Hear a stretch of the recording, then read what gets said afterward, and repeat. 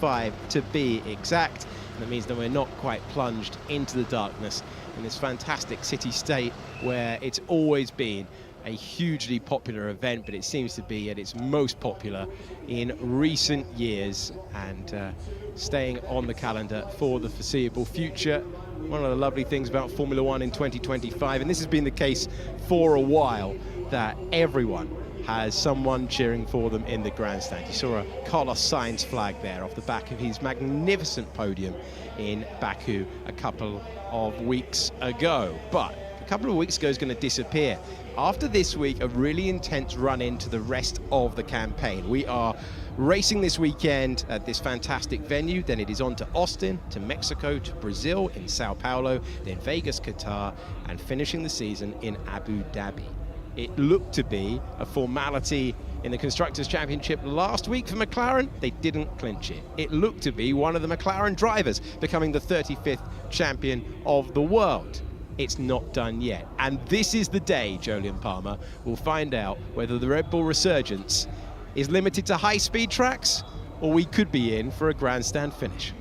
It's a big day, isn't it? It's the acid test, the litmus test, all the tests all in once for Red Bull. The low downforce spec works. We saw it in Monza, we saw it in Baku.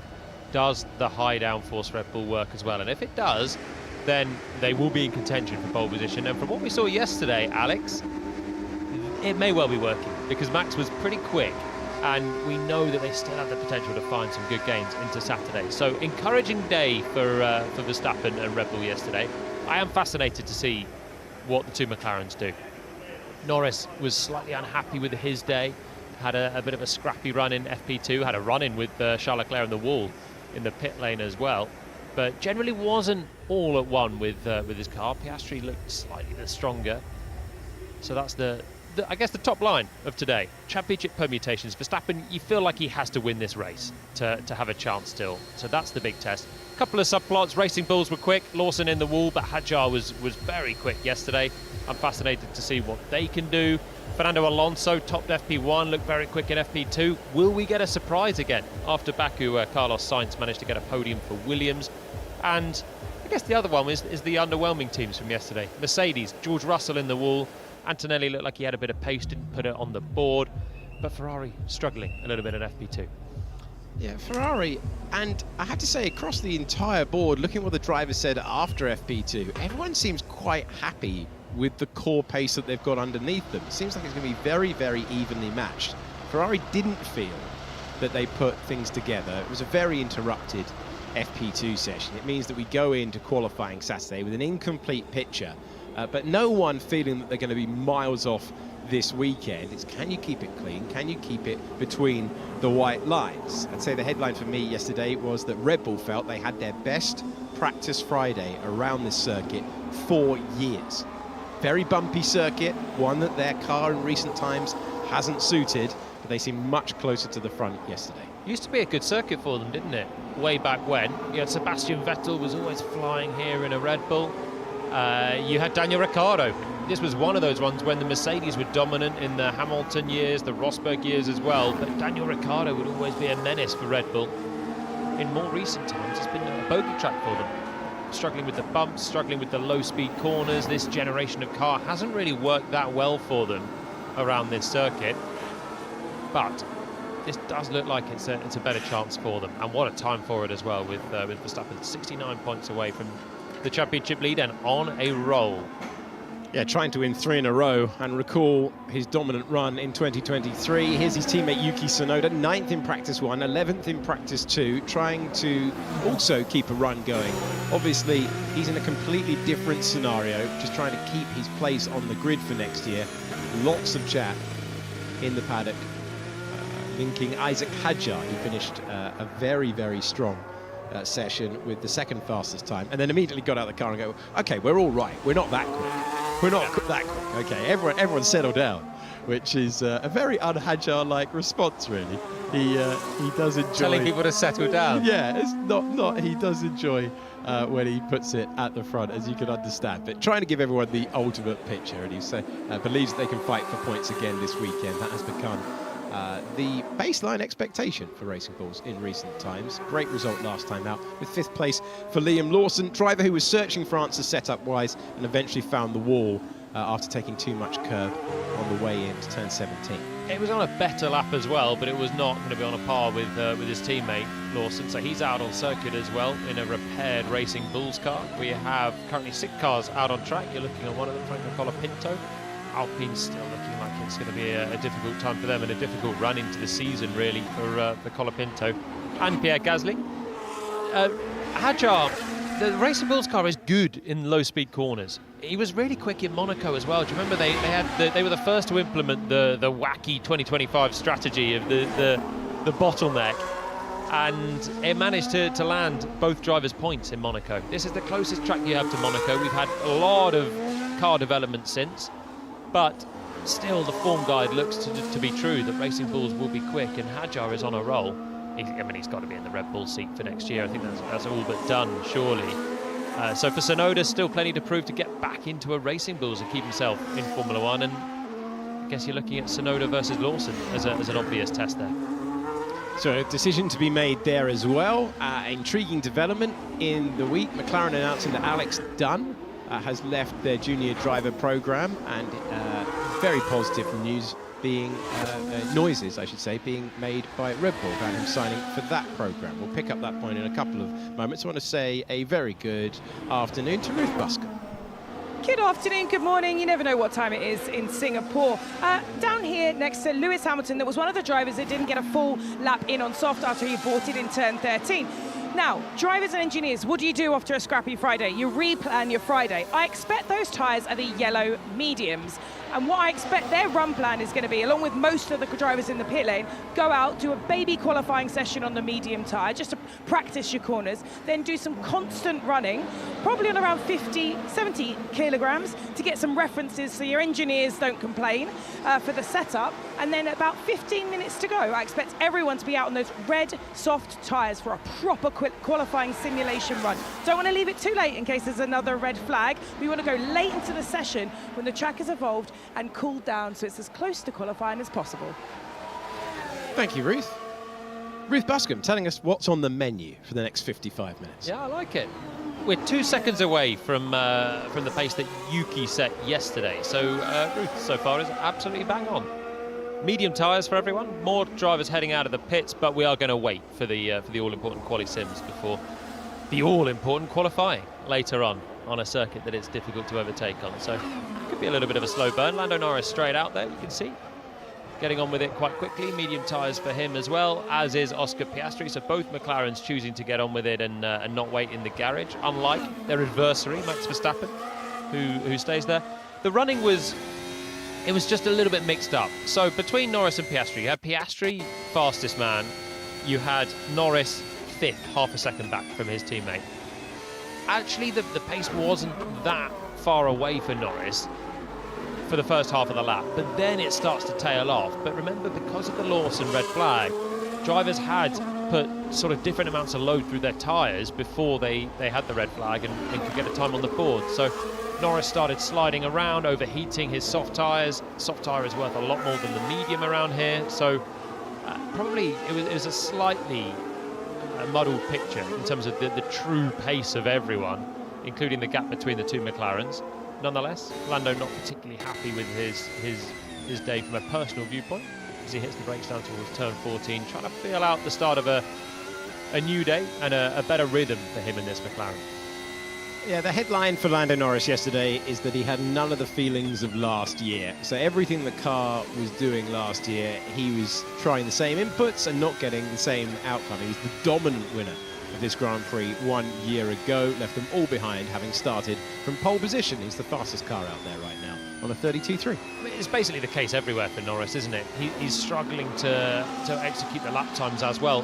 More recently, he's been doing a better job. But even in Monza, where I would say he had the advantage all weekend on Oscar, he nearly went out in Q2, didn't he? He nearly went out. He was still a little bit scrappy at times, and it's that consistency of execution where Norris isn't loving life in 2025 compared to his previous year, but possibly it's the fact that his teammates improved, and actually you now have to find the last hundredths, because we often see just less than a tenth separating the two McLarens. It's just over a tenth on the first lap here on the mediums. Yeah, last year, for reference, on the grid, Oscar Piastri 0.4 of a second away from Lando Norris's pole time. Their qualifying head-to-head 1 year ago, 20-4 in favour of Lando Norris. It's 9-8 to Piastri heading into this one. So talk to me about Alex Dunn. Yeah, very exciting driver in Formula 2. He's got a bit unlucky in recent weeks with contact.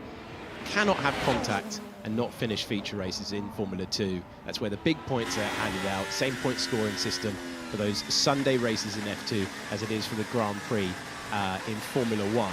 And he's just fallen out of title contention. But the work he did earlier in the year has clearly attracted the attention of the Red Bull Junior Driver Programme. Helmut Marko singing his praises in the paddock yesterday and opting to leave McLaren, who Gabriel Bortoleto, for example, was part of that driver programme, on the way to Formula 2. But Red Bull clearly see him as an option. They expect him to stay in Formula 2 for another season, but that means that everyone further up the chain, if you like, is now looking over their shoulder, because it's not just Arvid Lindblad they have to worry about, it's potentially Alex Dunn. Well, exactly. It certainly adds the pressure even more on your Lawson, your Tsunoda, who knows, maybe Hadjar, if he goes alongside Max Verstappen next year. We know how quickly that can change a career. So it's another, very promising driver in the Red Bull stable. Why are McLaren letting these hot prospects go? Why did they nurture Bortoleto as part of the development program, and now he's off to Sauber Audi? Why are they doing the same with Alex Dunn? I mean, they obviously have a very strong lineup. They're very coherent, Norris and Piastri even in a title battle. But it's quite a rare thing that you sort of have these talents coming through. He's had a good couple of cracks in FP1. He's looked impressive, Dunn. Yeah, P4 in Austria in FP1. He's looked really great, and that's why. No wonder Helmut Marko's thinking, yeah, we'll have him. We'll have him, thanks. The joy of having 4 slots in Formula 1 rather than 2. It helps, but with Mercedes in the past, they've been able to I mean, even the conversation for last year was, should Antonelli go to a Williams or look for another slot, an Alpine or something? It's surprising that McLaren have these talents and just let them go to the rivals as soon as they're getting ready to be in Formula 1. But that is it's a great chance for Dunn now in Red Bull, and certainly Red Bull are giving so many shots to young drivers. You don't last if you can't hack it, but you do at least get an opportunity quite well with Red Bull. Yeah, Red Bull used to take the approach that they'd pick the driver very young and they'd bring them all the way through the ladder, and if you're out of the programme, you're out of the programme. And that sort of changed around the Alex Albon time, didn't it? When they had let him go from their junior roster. He had a sensational Formula 2 year in the same year as Lando Norris and George Russell, and then they re-signed him. He was heading off to another championship, and they were like, all right, you're actually fairly good, fair enough, point made. And then they got rid of him again. But crucially, they kept him as part of the programme. I think they was fairly reluctant. But they liked him, didn't they? Even Albon measured up poorly to Verstappen, as basically everyone has since Daniel Ricciardo. But at least he left more of an impression there. So stuck around and got another slot as this man's teammate, as Carlos Sainz goes top of the times in a Williams. Williams were quick as well yesterday. Sainz was impressive. Albon had his brake issue early on, but another decent Friday overall for Williams. Yeah, Sainz in the top 8 yesterday after that breakthrough podium, the first one that James Vowles had as a team principal, and Carlos Sainz getting back there. Carlos Sainz encountering his old teammate, Lando Norris, slap bang on the racing line. So Norris searching the left-hand mirrors there to see where the Williams was, but a little bit dawdling. That obviously wasn't Sainz's best lap there that he's since put in, so that was the out lap for Sainz that he was just trying to come through, because he's only done one flying lap and he's gone top of the times. A deep moment at turn 14 for Franco Colapinto, electing to take to the runoff area and spin turn it back into the session as he searches this weekend for his first points of the campaign. It's round 18 of the season, and he was a in-season driver swap. Jack Doohan leaving that team, and Colapinto still searching for that first top 10 in the Grand Prix format. Okay, so whilst we're going to see Charles Leclerc get a time on the board, a second and a half down, you can see Norris improving on a second flyer as well. Why have we got we talk all this year about rookies, impressive rookies. Who's the rookie of the year? Antonelli, podium, a sprint pole, some highs, obviously some lows as well. He's very young and he's up against a potential champion teammate. Hadjar, brilliant, podium for Racing Bulls. Bortoleto, brilliant, great points for Sauber. He's out qualifying a fantastic qualifier in Nico Hulkenberg. Ollie Behrman, some great highs. These rookies are doing a great job. Why are we not getting a load of rookies or teams looking for rookies next year? So I'm looking through the F2 field. Alex Dunn, 5th. We've spoken about him.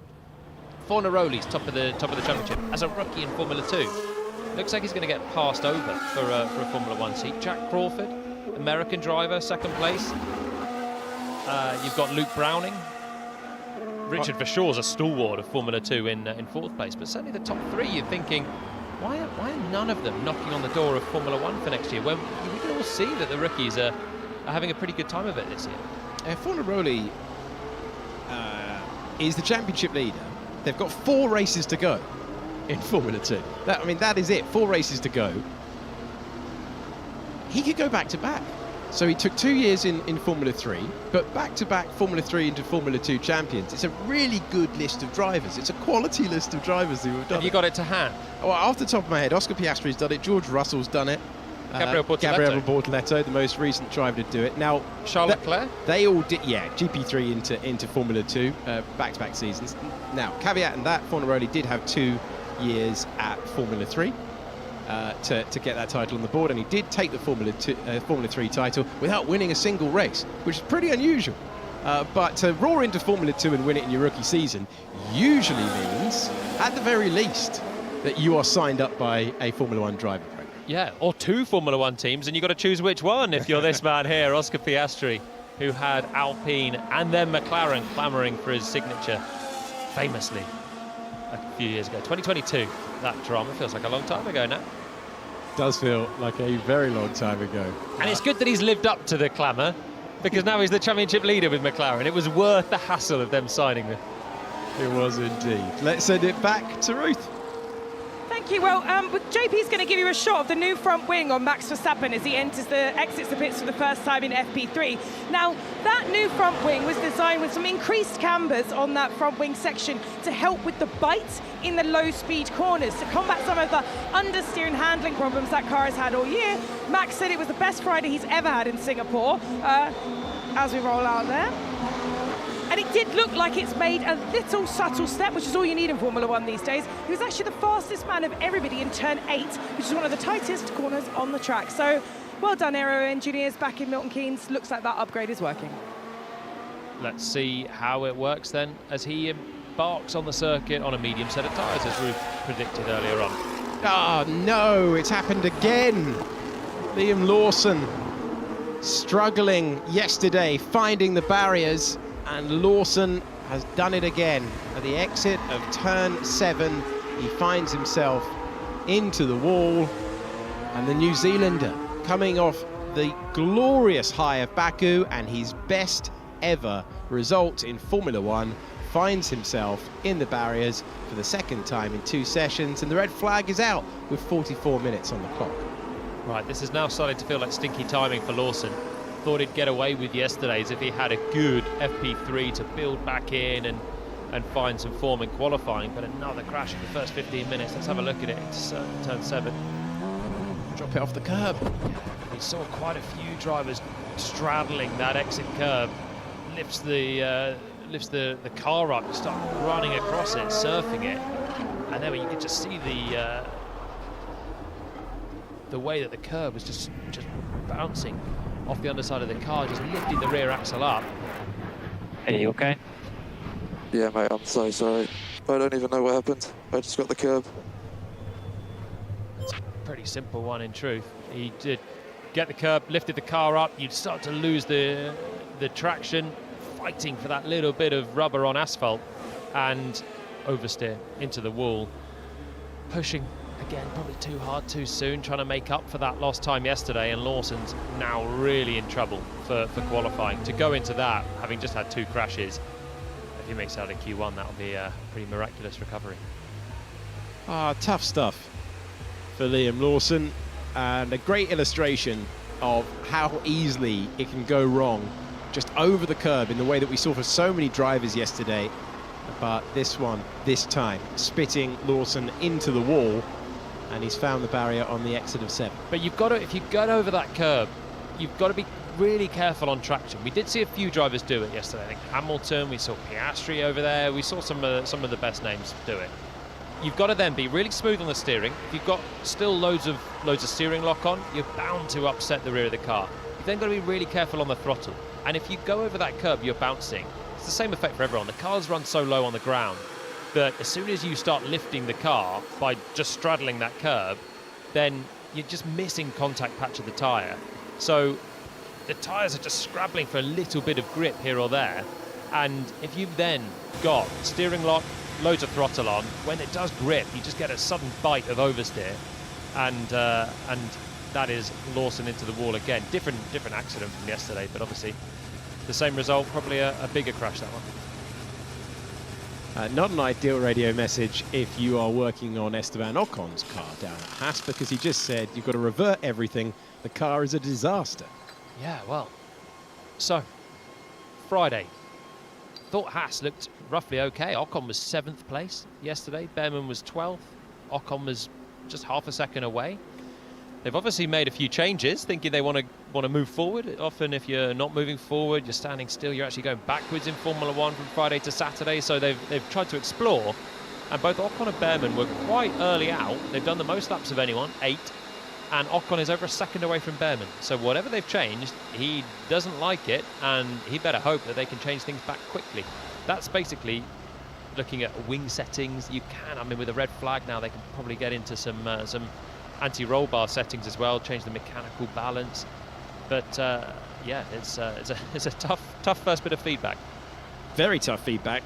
If you consider yesterday, when he got out of the car, Esteban Ocon said this was the best Friday of the year for us. So painful stuff as they scramble to try and find that balance for him ahead of qualifying. You're looking at the car performance graphic. That's from Bahrain to Azerbaijan now. So we've taken away Melbourne, and we've taken it from the start of Bahrain. You can see McLaren, Red Bull, Mercedes dropping down there, Racing Bulls falling away, and Alpine and Haas at the bottom of the table. Haas, who we were mentioning with Esteban Ocon, it's almost a comically positive quote that he gave yesterday. It's been a very solid day. I'm very happy with it. Probably the best Friday of the year for us. We need to wait and see, keep chasing. As you know, with the balance and the grip, normally there are a lot of changes that can happen overnight. And the changes have happened overnight, and they have not gone in the direction that he wanted. And it's such a shame. Such a shame. Well, they could change it. They can change certain things and get their car back to his best Friday of the year. So he was happy yesterday, unhappy on Saturday afternoon. Liam Lawson, you're getting a replay of why we are under the red flag as he has his second accident of the weekend. This is the trackside view, turn 7. There's the lip. The car's getting all out of shape, and it's just a big fishtailing oversteer, overcorrection. And that barrier does greet you. You don't see too many finding it because of that raised curb. Normally you find the curb, you sort of back off over it, moderate the throttle, and just get yourself back into that turn 8 entry point.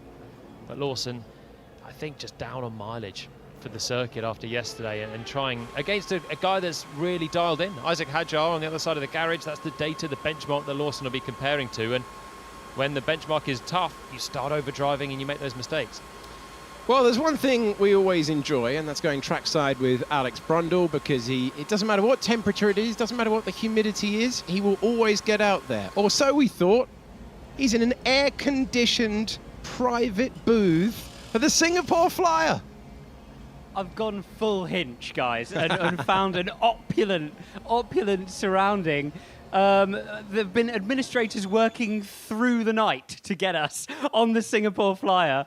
It's fabulous up here, raising up to 165 metres in a beautifully air-conditioned, and did I mention air-conditioned pod above the circuit. We can see a tremendous amount. What we can't see, unfortunately, is the incident for Liam Lawson. So Flyer positioned just over the last couple of corners. Here's the start-finish straight here then, and you can see the crowd hunched down there over turn 1. The track then wraps around itself and comes back then down towards turn 5 and then off through turn 6. Where Lawson's had his incident is over the far side there through the middle of turn 6. All quiet up here at the moment, but you really do get a sense from up here of how this circuit wraps into Singapore. Look at the city centre. Look, over here, completely wrapped in to the racetrack here, overpasses as well, over the circuit surface. You really get a feel for the track as it rubbers in as well up here, looking pretty dirty and dusty still at the moment. Remember, we had rain last night, so it's still pretty messy offline down there. Interesting moment for Lawson. I'm going to continue flying upwards and see if I can see the full circuit here by the time we apex the Singapore Flyer. Back to you. Doesn't it take about half an hour to get round on that? Yeah, he's played that well, hasn't Yeah, who's approved that? he? Yeah. I like it though. We had, let's call it physics with Brundle yesterday, lighting systems. We had, let's call it geography. There he is. Where is he? Give us a wave. Brundle, give us a wave. Which one's he in? He's not How at has the he got a top. private one?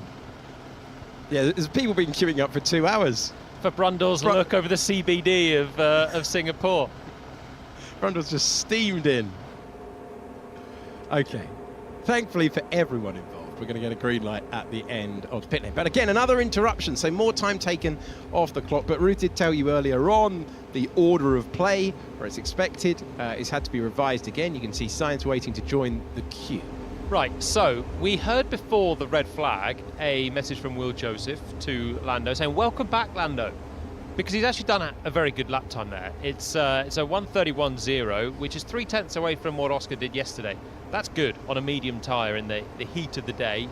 It's significantly hotter right now. It's 10 degrees track temperature up on yesterday, a couple of degrees air temperature.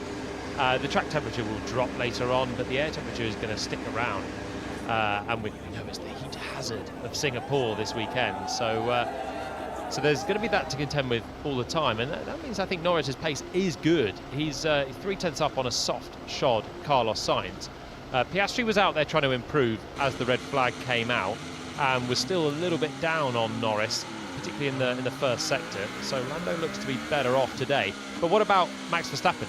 We had just launched him into the session when Lawson brought out the red flag on the mediums, and he will join this snake of cars that are going to head out, and we will see what Max can do on Saturday. Looking forward to getting some answers, but ultimately we're getting further and further into the practice hours, and we're still uncertain. We know that Max Verstappen, Red Bull making positive noises yesterday. We're in the garage looking at a former winner every circuit, apart from this one. Incredible stat that he's looking to put right as we see McLaren and Lando Norris lining up for a practice start. So that's got to be a record, the winning at the most different circuits, or has Hamilton got that? I think Hamilton's got that. Circuits of yesteryear.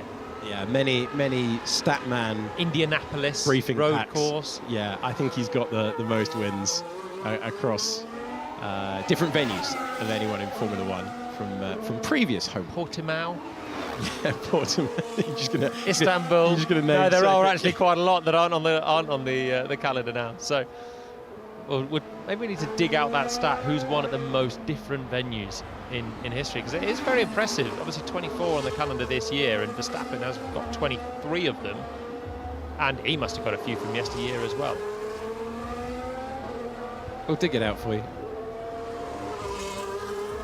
As we have the green lights, we have 34 minutes and we have the practice start completed. You saw the stat there that Oscar Piastri is tied with his manager Mark and Ann Webber, looking after the career of the Australian driver for a long time now, all the way through Formula 3, Formula 2, and his years in Formula 1, which include being a sprint race winner, a Grand Prix winner in his second year and his third year. He's the championship leader by 25 points with 7 Grand Prix remaining.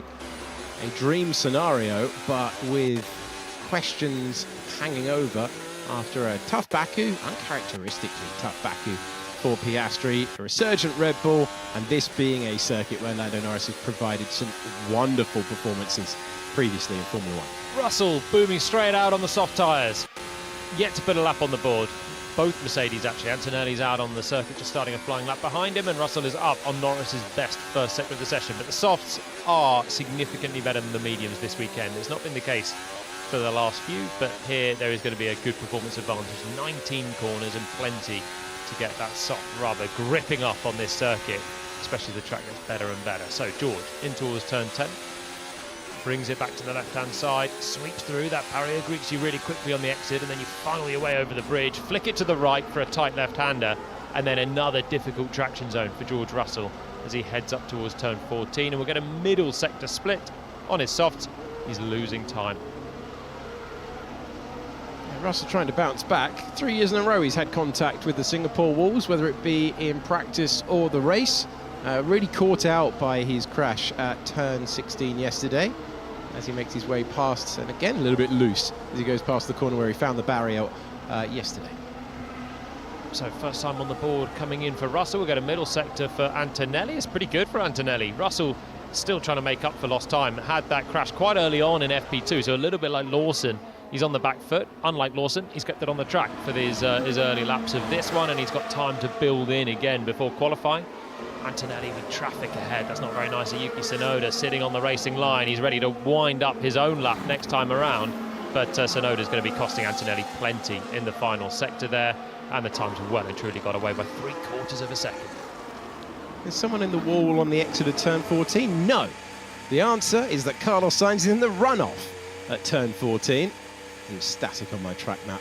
It's the first thing that happens, a little bit of behind the scenes in the commentary box. You see the yellow flag, and the one who's not talking immediately tries to find the static dot. He's got going, P3 in the session on the soft tyre. Yeah, so far Williams still having a strong weekend. Verstappen is winding up a lap, so we'll have a look at that after we see what went wrong for Carlos Sainz. Tricky braking zone of 14, brakes at about 100 metres. Left front lock, which is less common there. Normally you find the inside front as the track just slightly starts to go towards the right-hand side before you then have to ping it for the 90-degree corner. Bit of a lock. Sainz has now done quite a few laps on that set of softs, so maybe they're just begging for a bit of mercy there. Here's Verstappen, first flying lap on the board. Max Verstappen trying to give himself the foundation of pushing on for another pole position in Formula 1, fighting for that later on and fighting for that first win. Lewis Hamilton has won at 31 different Grand Prix circuits to get Jolyon the answer he was looking for earlier on. That is the record of anyone who's competed in Formula 1. Sounds like Yuki Tsunoda's getting waterboarded in the other Red Bull. Just having water, or probably hydration fluid, getting sprayed into his mouth. Quite unpleasant there. So Yuki in the wars early on. Max up to 4th place.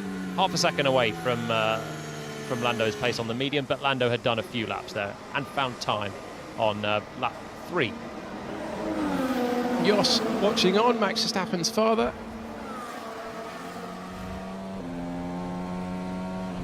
And as we just check in with what happened to Isaac Hadjar, we're going to get close to the wall. Is it graphic time? It might be graphic time, you know. Yeah. Super close. Yeah, when you're brushing up against it.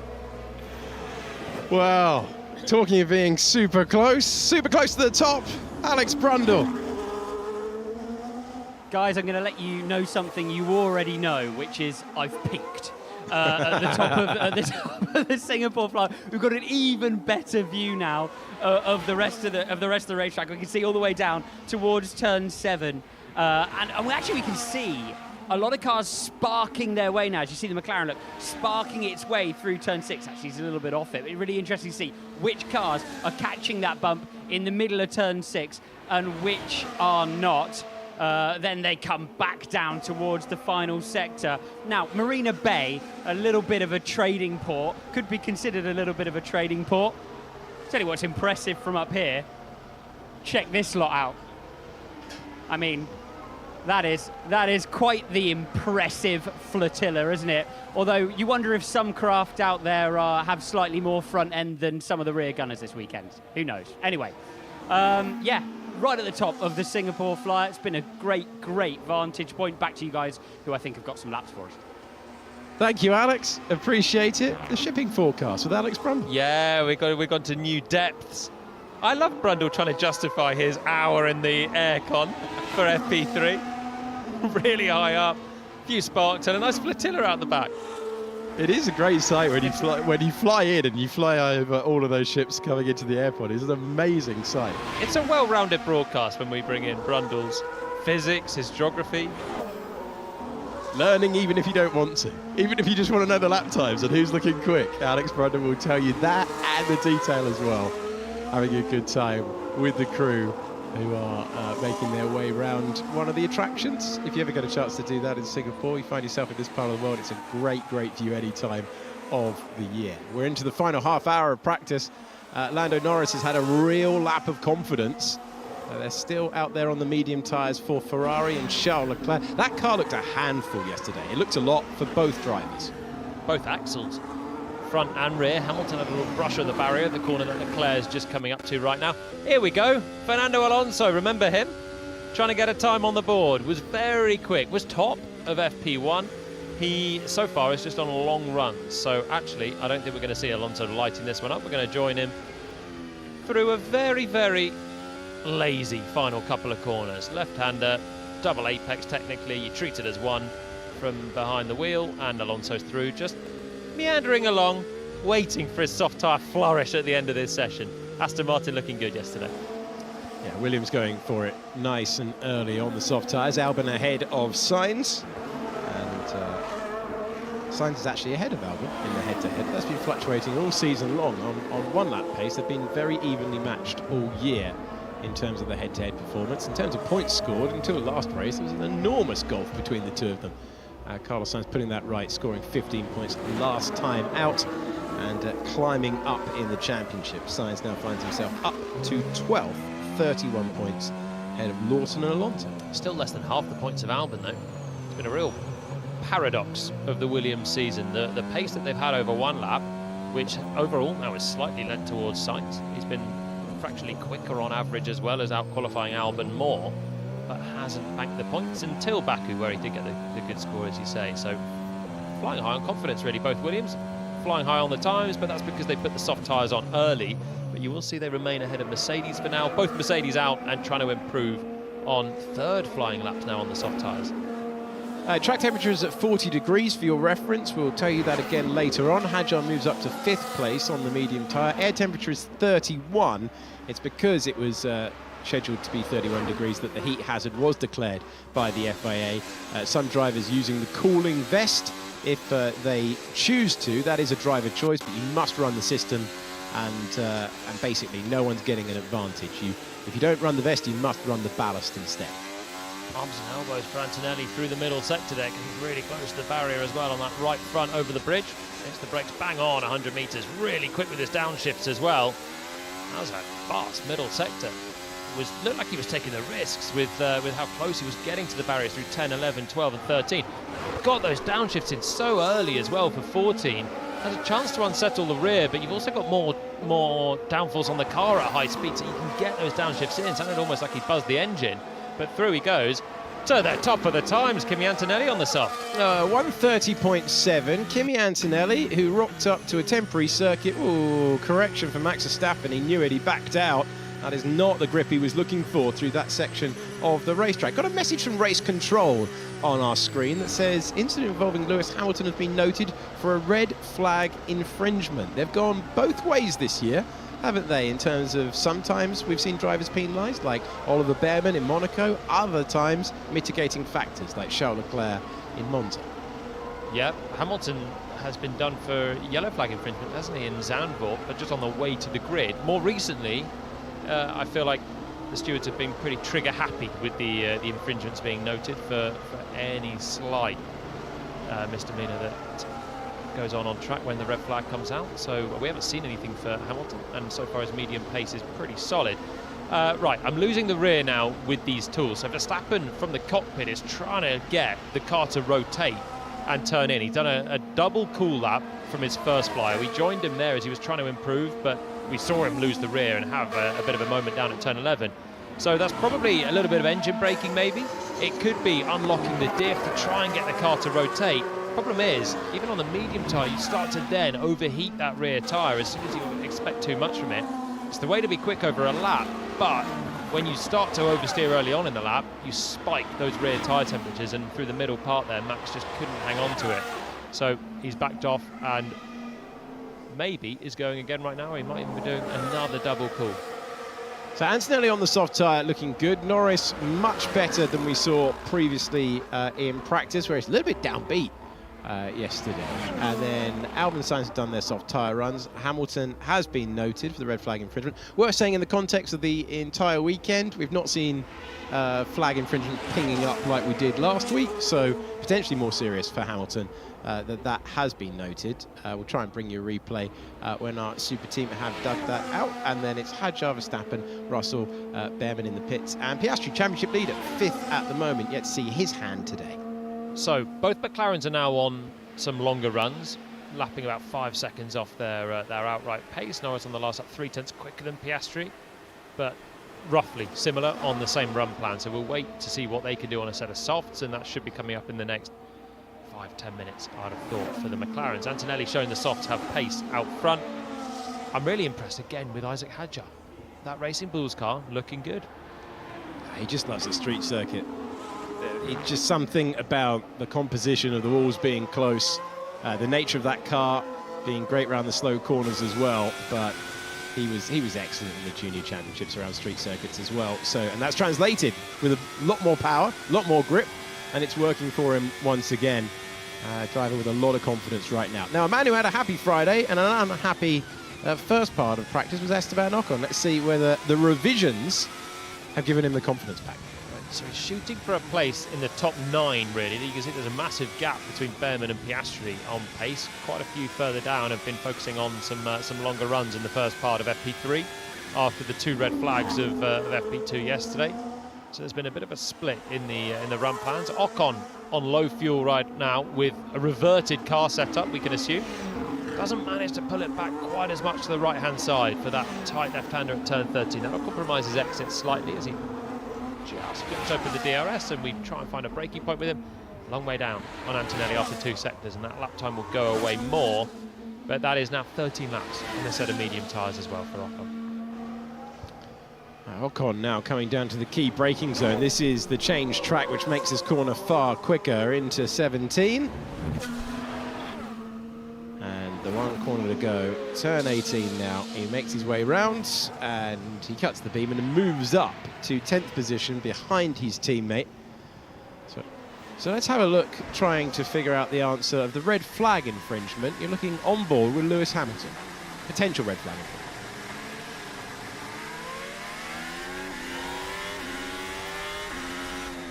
Okay, so we're into turn 16 here at the end of the lap.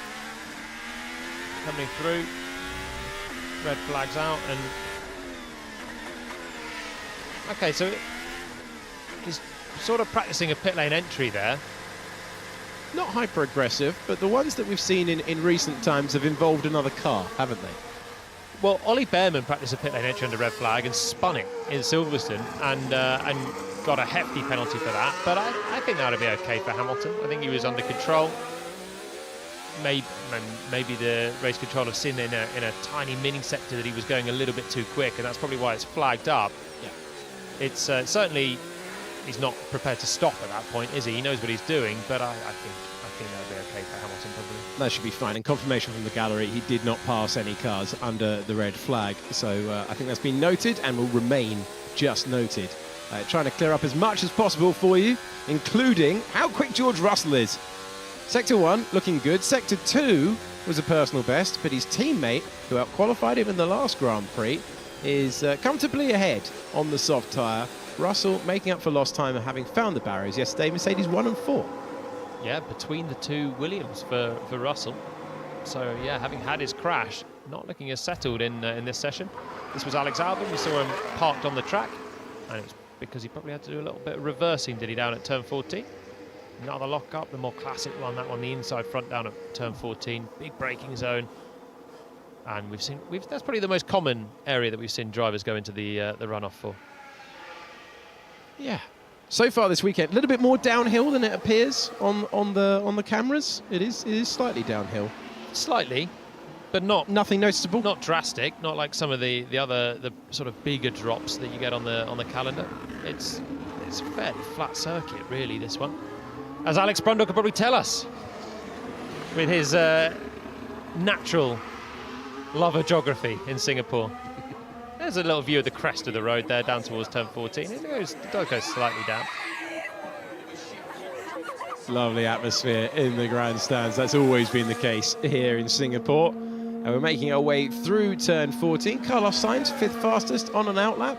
So Antonelli with good confidence. He did turn up to Miami, didn't he? Temporary circuit and stick it on a sprint pole there. This is another circuit he hasn't visited before. He looked good yesterday as well, Antonelli. He was probably the driver that sort of most suffered with the red flag of Lawson. He looked like he was going to go right towards the top of the times, didn't get the lap in, and then Mercedes put him on the medium tyre for long runs at the end of the session. So that's why he's gone for soft tyres and quali sim straight away here. But he had more pace than it looked. So he's showing it right now in FP3. But you can see now the track has gone quiet. Only 3 cars remain on the circuit, and we will get our much-awaited quali sims coming up. Liam Lawson beginning the debrief earlier than he would want to. Alonso is on an outlap, currently been tootling around on a different program.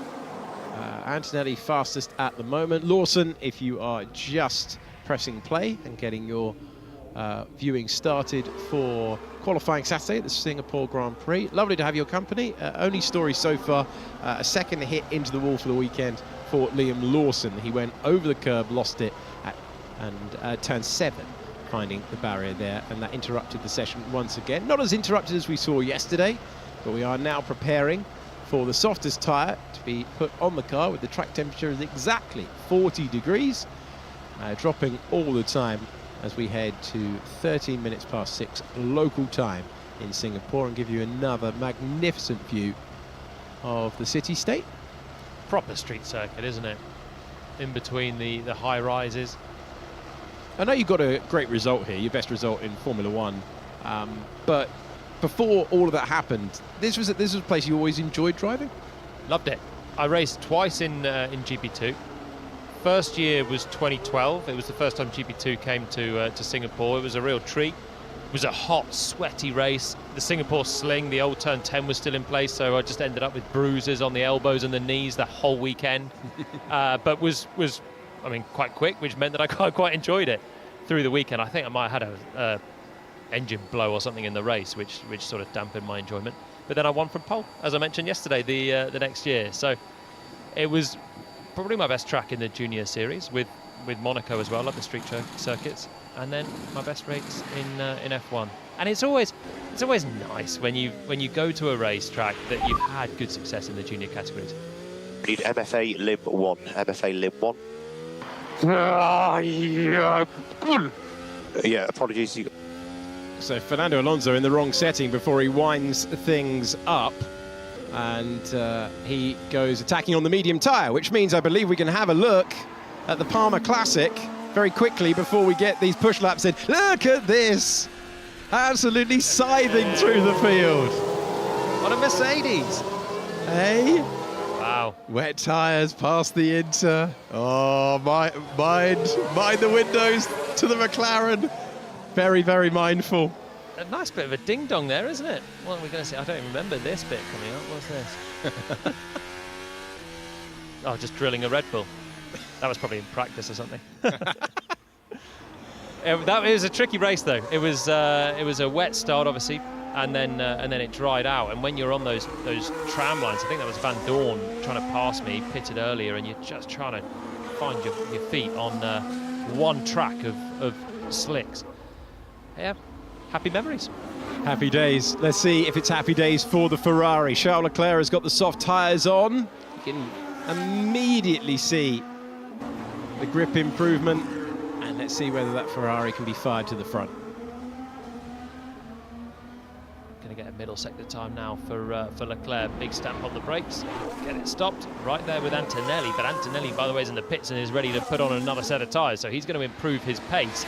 The trade-off around this circuit is often, do you give a little bit in the first sector, to give up a bit of time, to look after that tyre, to then have the rear grip for these final couple of corners. Leclerc looks okay, looks like he's still got the balance in these final couple. Strikes out at the final corner and goes to the top of the times. Yeah, the tyre lasting, the track gripping up, and Charles Leclerc going fastest of anyone so far after Ferrari were fined 10,000 yesterday for, I'm trying to remember the currency. What the currency of the fines? Euros. Euros, 10,000 euros, thank you, pal.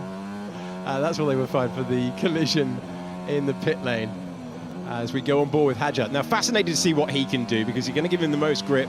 He's had his teammate in the wall a couple of times. Can he find that step forward that they're all looking for on the grippiest tyre? Behind him, Norris on a flying lap as well. We'll keep an eye on that. Piastri just launching into one right now too. Verstappen on an out lap with plenty of others. So Norris sets the new benchmark for the first sector. That's picture in picture. We're looking at Isaac Hadjar, who was second fastest yesterday. So he's a worthy view on his first lap of the soft tyres in today's session. Through turns 10, 11, get close to the barrier. There's a little bit of margin there for Hadjar as he comes over the bridge, gets to the white line on the right hand side to open up the really tight left, and now he'll open up the DRS on the back straight. Oh, Norris quite aggressive with that apex curve at 11. Just a bit. 26.7 through the first sector for Lando Norris. Comparison, Oscar Piastri 26.9. You are on board with the Racing Bulls driver in your main picture, left hand side, Lando Norris. So Hadjar's understeering a little bit at turn 14. Might have cost him a little bit of speed through the apex. Norris still going quickly through the middle sector, but he's not miles up on Hadjar at this stage. Hadjar getting out to the wall through the exit of 17. Quickly back to gas now through the final corner. 200ths away from a Ferrari, and a man who's been on pole here a couple of times. Excellent lap, Isaac Hadjar. Let's see how Lando Norris stacks up, and he improves things dramatically. 3.5 tenths of a second ahead of the Ferrari. We'll get a like-for-like comparison in a corner's time, because this is Oscar Piastri. Personal best sector 1 and 2, that you would expect on the soft tyres. Where is he going to slot in behind his teammate? 3 tenths of a second behind his teammate. Yeah, slower across all 3 sectors there, particularly sector 1, where Norris is the fastest of anyone. There was half a tenth between them in the middle sector, 1 tenth in the final sector, 2 in the first. So Norris with the early march on Piastri. Hamilton going nicely. Verstappen was slower than Norris in the first sector, quicker than Piastri as a guide. He's left-hand side of your picture, splitting the 2 McLarens. Lewis Hamilton, who has a fine record in the early years around here, but is looking to climb back onto the podium for the first time in a while this weekend. Here comes Max Verstappen, though, on the brakes for turn 14. Getting it towards an apex. That front end's working really well, maybe to the detriment of the rear as he tried to jump on the throttle and get on this next stretch down towards turn 16. Braking zone, once again, is quite important. George Russell found the wall. Max, little bit of curb on the first part, avoids it on the second part, doesn't want to upset the car. Dab a brake and squeezing on the gas hard. And he's faster. He is faster than Lando Norris by 1/10 of a second. And crucially, when the middle sector looked really good for Max yesterday, sometimes fell away in the final part, and very, very strong for Verstappen, who did have the fastest final sector, before Carlos Sainz took it moments later. He's gone P3, his fantastic form continues, but Verstappen, at a circuit where he's never won, is the fastest driver with 10 minutes to go. Antonelli going again. Russell goes into second position, he's 400ths back. And we did say at the start of the session, they were all very, very happy with their core balance of the cars. And it's Red Bull, Mercedes, McLaren, the top 3. Then it's Mercedes, Williams, Ferrari. Really nicely poised. Yeah, really, really close out front, isn't it? Mercedes, they've already had the bank of information of running on the soft, so maybe that helps them to go for another set of soft tyres. Same for Williams and Carlos Sainz being up there in the top 5. There might be more to gain on a second lap for those that have come from the mediums, just to make some small adjustments and perfect their running on the softs when there is quite a significant gap, maybe about half a second between the medium and the soft tyre. This is Charles Leclerc in a queue, just avoiding the back of the Aston Martin, and I say just, waiting for the track to clear, and it didn't. Having to form an orderly queue around Marina Bay. 2 right. Wait for your turn. Stroll also trying to get a flying lap on the board. He's on the soft, so he's just done a flying lap to go to 60. more importantly, Fernando Alonso is on the end of his outlap, finally on a soft tyre. So I think Fernando was on the high fuel, went out for that one lap as a look on a pretty used medium, but with the fuel out just to get his eye in for a soft tyre lap. 8.5 minutes left on the clock, and he will soon embark on his soft lap for the session. And we'll see if the Aston Martin really is competitive around this circuit, or if they were maybe flattering themselves a little bit this time yesterday. Gasly getting handy treatment from the Mercedes, who just cut the corner to get out of the way. George Russell taking evasive action. Russell bouncing back really nicely after that crash yesterday, and that is not what Gasly wanted to see. That is the Sauber of Hulkenberg, right in the middle. Not good for Gasly trying to get a flying lap on. Yuki Tsunoda, but it's Max Verstappen who's just started a flying lap. No, Max Verstappen, sorry, in the pits. It's Fernando Alonso who's starting a flying lap further back, who I want to see. Tsunoda, though, let's have a look and see if he can get the second Red Bull up towards the first one. Max maybe making a change then, coming straight back into the pits and going again. Still struggling for confidence in the corner. I crashed yesterday, just the rears on the edge. Copy. We'll take a look if there's anything on tools. We saw that, didn't we? We saw that on the medium tyre, we saw that on the soft tyre. He's loose right here. Yeah, it's a little bit bumpy on the braking there. It can unsettle the rear, and it was straight on the entry that George lost it yesterday. That's always disconcerting, because you never know how easily you can release the brakes and roll the speed in. As Tsunoda on the softs goes 16th. Alonso's not pulling up any trees further back either on this lap. Stroll only 17th. He's about to be demoted by his teammate to 18th. So maybe Aston Martin were flattering themselves a little bit yesterday. Who'd have thought? One corner to go. Let's get the lap time from Fernando Alonso. Moves up to 13th position. Two-time winner of this Grand Prix, and he peels over to left the McLaren of Oscar Piastri. Have another crack at it. Driver currently in 7th, with time to find in comparison to his teammate George Russell and Max Verstappen. It's not actually an awful pace from Alonso, who's coming from a pretty low benchmark on the high fuel mediums, then a really used medium. So he again should find another chunk on the second flyer. But it's just a really hot pace out front from some of his rivals. Mercedes looking quick, Williams looking good with Sainz, Albon trying to improve here through the final corner. See where he stacks up. He goes into 10th. It is worth saying we've seen some brilliant drives here, not just 2023 when Carlos Sainz won here in spectacular tactical fashion, but also he's had great results, like a 4th place for Toro Rosso in previous years. So Sainz has always had the form around the circuit. That was the 2017 Wonder Year, where well, we got this probably the Sainz montage coming up. Normally it's nice because normally we play the DC highlights. But we get one race a year where we managed to dig out some of our highlights. What a treat. Wasn't a treat for Pierre Gasly on the apex of 14. The Sauber of Hulkenberg there. Exasperation for the Frenchman. Although a P6 for DC is probably a low light, isn't it, really?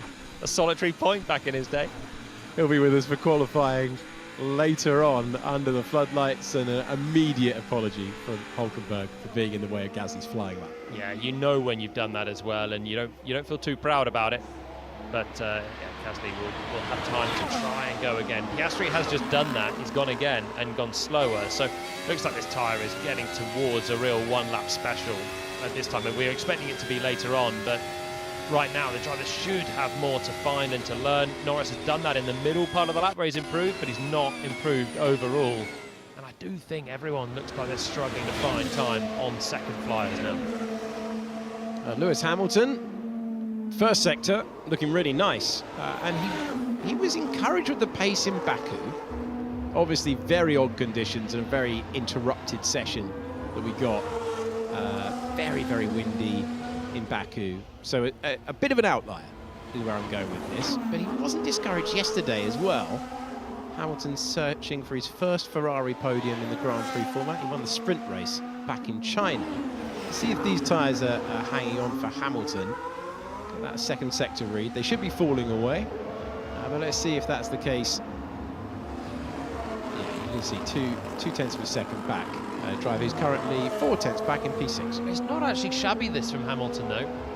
A tenth ahead of Leclerc. Leclerc's still out there as well, but as I said, the tyre's not really hanging on for a second lap. So for Hamilton to be just 2 tenths down on Verstappen through a couple of sectors is not bad going. Yellow flag out momentarily and withdrawn, and Hamilton completes the lap across the board, and the tyres falling away. It's a decent lap that for Hamilton, second flyer. Not far away from an improvement there, which I don't think anyone competitively has done. Hadjar might be about to buck that trend though. Personal best in the first couple of sectors, pretty much neck on neck with Hamilton's time that he's just done. Takes that first apex curve at 16, bounces over it a little bit, but it opens up the corner for him. Downshift, back to gas, try and keep it smooth. Good lap, Isack Hadjar. Second flyer for him, and he's up into the top 6. 0.3 of a second away. Very, very strong from the French rookie. 7 races to go in his first season of Grand Prix racing. Stroll improves, only to 16th though. His teammate is in 14th. And on another outlap, this is Hulkenberg, who has gone from a one-lap king to struggling to make Q3 at any point of the season. And he's behind Bortoleto in the head-to-head. Both Saubers out there at the same time. Bortoleto's first sector is pretty good on this lap as well. He's actually right there on the pace. Hulkenberg showing the car's got some pace as well with a decent middle sector on a second flyer. He comes through and just about improves his time by barely anything. But look, Bortoleto through 2 sectors is right there on his flying lap now on the soft. So it's working for Sauber, having had a couple of mediocre races. High downforce suits them a little bit more again. So just before turn 14 we get the read. So it's not a huge amount of corners in this final sector. Obviously the key moment that we've seen there, how brave you're feeling with the exit. It's ringing the neck of the car. It's good enough for 12th position. You saw that he dropped 0.3 of a second in that final sector. It's twitchy in the final corner, I think. You could see him there having a good look up at the big screen to see where he's gone. As always, when you're about to make a big improvement, you want to see your name in lights up on the TV. But he won't have seen that. You would have seen him cross the line and gone 12th. Gasly got impeded earlier by Hulkenberg. Let's see if he can go better on a second flying lap. Alpine looking like they're on for another struggle. 19th at the moment for Pierre without a competitive time on the soft. Franco Colapinto within a second down in 60th. Whole field so compact. Oh my word. The Alpine manages to clear the other Alpine, and Yuki Tsunoda nearly got shoved into the wall. They were nearly parked up. Yeah, it was Verstappen, wasn't it? And Colapinto coming across, either desperate to get out of the way of his teammate or trying to put some manners on the world champion, Max Verstappen there. They was almost touched. Incredibly tight. Antonelli's on the fastest middle sector of anyone so far. Again, finding pace out there. Thriving with this circuit. Shallow line at turn 14, so he doesn't get as close to the wall as early, but it means he can straighten the car off and get on this launch towards George Russell's bogey corner at turn 16. Antonelli looks like he's got confidence through there. They're hanging on to it a little bit towards the end of the lap. Again, he takes his downshift so early, you can hear the revs rise as he just hits the brakes and immediately has that left paddle. It's a good lap from Antonelli. Mercedes might be in the mix here. Ooh, the correction in the middle of the corner and having to bail out of it. Alex Albon bringing out the yellow flag. Keeping it out of the barrier, crucially, but trying to find an answer to his teammate's pace. And that final lap interrupted for Fernando Alonso as well, but Antonelli finding improvements. Russell not happy through 16 and 17, but up to second. Championship leader, Oscar Piastri. Remember him in this session? Very, very quiet so far, but he is on a really good final lap here, halfway round as we join him through turn 10. Right out wide towards the barrier, but under control. Finding the rear grip still on this set of softs. The track gripping up as well as the tyres are going away slightly. I just feel like this is going to be a special qualifying with how close all of the cars are. The pecking order and the proximity of the walls, we're going to go under lights and everything is going to look magnificent in a couple of hours' time. Will it look magnificent for this man? Maybe it will. Finding pace right at the end. So the track at its most representative of the entire point of the session. Fastest middle sector of anyone so far. Norris out there as well, going very, very nicely. Not as quick as his teammate in the middle part. So tete-a-tete, final throws of FP3. Piastri bouncing his way through the final chicane. Now we come up to the double left-hander. Squeeze on the gas, the second part's just flat out. And he's behind by 100th of a second. That fastest middle sector will give him a bit of cheer. Let's see if Norris was able to improve. No, he's behind. by 0.08 of a second, and look at that. It is, it's frankly unbelievable. The top 5 under 0.09 of a second. Bring on qualifying. And we get our identical time klaxon as well, as Norris sets the exact same time to the 1,000th as Antonelli. Whoa, that's a bit of a closer one for Hamilton. We saw Leclerc backing up earlier on behind Stroll. Hamilton nearly getting into the back of Yuki Tsunoda, who then defends his track position, and Hamilton then dives into the pits. Funky. Not sure what was going on there, but I don't think Lewis was on a push lap anyway, just trying to return to the pits. A lot going on at the end there. A change of the order. We had, now this is on board with Max Verstappen. So he's got Colapinto ahead of him on the left.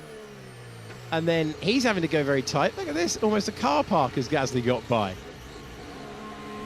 Well, let's have a look what Colapinto...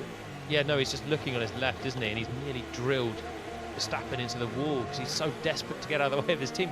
That's a driver who just wants to do anything to help his chances of the seat. He's like, the last thing I'm going to do is impede Gasly, who's already been impeded now. So I will get out of the way at all costs. And it was nearly at the cost of putting Verstappen in the wall, which would have been quite the blot on Colapinto's copybook. Got away with it. The contender. We came into this weekend wondering whether Max Verstappen could fight for this title. He's going to fight for pole position later on. He's the fastest driver at the end of practice in Singapore. It's Verstappen and Piastri separated by 17 thousandths of a second, and the top 5 under 0.09. Carlos Sainz 2 tenths back. If you'd offered him 2 tenths away from the ultimate pace, you'd be like, oh, that's great. That is P6 for Sainz, and a great performance all the same. But all the drivers were happy with the underlying pace of the car. And you think, well, when everyone's happy, how's that going to stack up on the timing page? The answer is, in a thrilling way. Yeah. One of the great qualifying sessions of the year, I think we've got coming up. 12 cars, except for about half a second. Bortoletto down there as the second Sauber. The whole way through this pecking order is going to be tight. The track evolves so much through qualifying as well. The temperatures start to cool off a little bit, mercifully for the drivers, and the track grip ramps up as well. So you've got the biggest track evolution, maybe the season, coming up later on, and that just means that there's so much jeopardy in there as well. A bit like Baku, you've got the walls there, you've got the chance of yellow and red flags. We've seen plenty of yellows so far and a few reds through practice. We've got a few things on the line now. We've got some championship permutations. The 2 McLarens, of course. If Verstappen can take pole and McLaren in this close field end up behind Mercedes... Well, this is it. This is it entirely. It's one thing if McLaren are fighting Max, but they're also fighting the Mercedes. You've also got Hadjar and Sainz. Nothing to lose. Nothing to lose for either of them. Ferrari 8th and 10th, but you wouldn't expect that to be the case later on. We are so well set in a couple of hours' time. Look who's fastest. Look who's quick around Singapore. When we talked how this track is so different in terms of downforce levels, in terms of being bumps, it's no longer jumping like a kangaroo. It's jumping up to P1. Oscar Piastri improving late on, George Russell in the mix, and there's more time to find the British driver. He's unhappy at turn 17. Kimi Antonelli looking in great form. Then it's Norris, Sainz, Hadjar and Hamilton. Hülkenberg and Leclerc closing out the top 10.